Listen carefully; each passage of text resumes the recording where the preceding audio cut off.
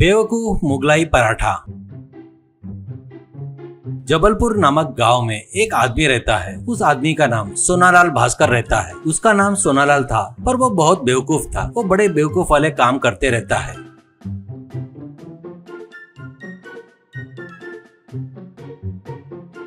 इसलिए गांव के सभी लोग उसे बेवकूफ भास्कर करके बुलाते रहते हैं। बेवकूफ भास्कर का बबलू करके एक असिस्टेंट भी रहता है। वो तो भास्कर से भी ज्यादा बेवकूफ था, पर वो दोनों अपने आप को बहुत ही अक्लमंद समझते रहते हैं।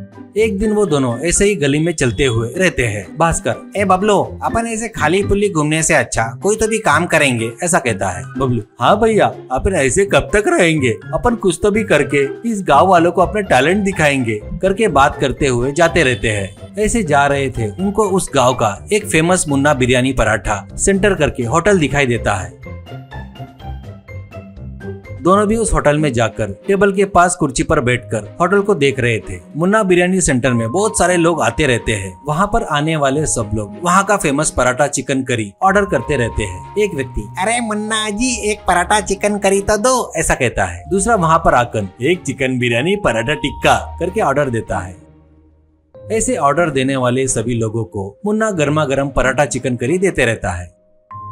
वो खाकर एक व्यक्ति, अरे मुन्ना जी, तुम्हारे होटल का कोई भी आइटम खाओ, पर जब तक पराठा चिकन करी नहीं खाओगे तब तक कुछ खाए वैसा नहीं लगता, करके बोलता है। तो मुन्ना, इसमें मेरा क्या है जी, सब उस भगवान की कृपा है, करके बोलता है। ये सब देखकर भास्कर और बबलू बहुत ही एक्साइटेड होते हैं और वो मुन्ना बनाए सो चिकन करी मंगवा कर खाकर भास्कर बबलू से, ए बबलू, असल में ये पराठा है क्या? अपने गांव वालों को सदियों से ये पार्टी का खाकर ये बनाए सो बिरयानी के पराठे को बहुत ही चाव से खा रहे हैं। इनको पराठा कैसे रहता दिखाता हूँ मैं जो मुगलाई पराठा बनाऊंगा ना, इनको इसके बारे में पता नहीं है। मैं एक होटल खोलकर मेरे पराठों का स्वाद कैसे रहता है इस गाँव के लोगों को भी दिखाऊंगा, ऐसा कहता है। तो बबलू, हाँ, अपन होटल डालेंगे भैया, करके कहता है। ऐसे दोनों मिलकर होटल डालने की ठान लेते हैं।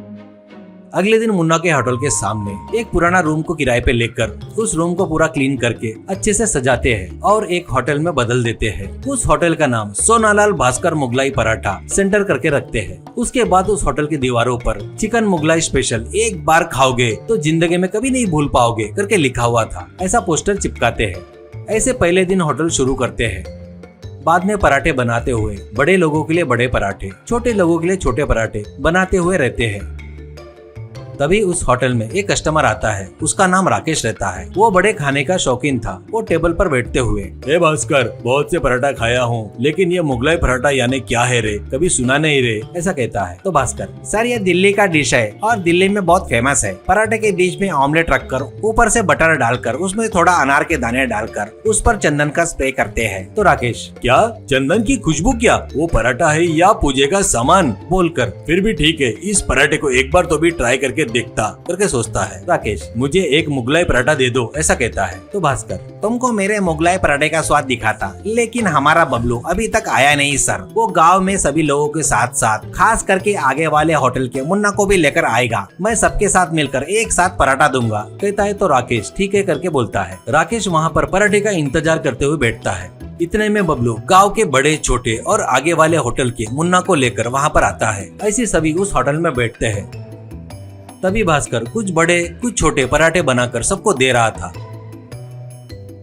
इतने में बबलू को भी देता है। बबलू उन पराठों को थोड़ा खाकर टेस्ट करके देखकर, इसमें कुछ कम हो गया है, करके वहाँ रखे सांभर को उन पर डालता है।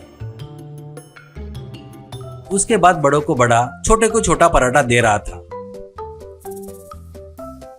मुन्ना को भी वो पराठा देता है। सब लोग पराठा लेकर मुंह में डालते हुए खाते हैं। तो बस सभी लोग एक साथ थू थू करके थूकते हैं। उसके बाद राकेश, क्या है रे, यह मुगलाई पराठा ही क्या, कहता है गुस्से से। पूरा चंदर और सांबारनी की बास आ रही है, करके कहता है। तो बबलू, इसके टेस्ट के लिए मैंने ही डाला है, कैसा है हमारा पराठा, ऐसा कहता है। बस सभी लोग मिलकर भास्कर और बबलू की जमकर धुलाई करते हैं।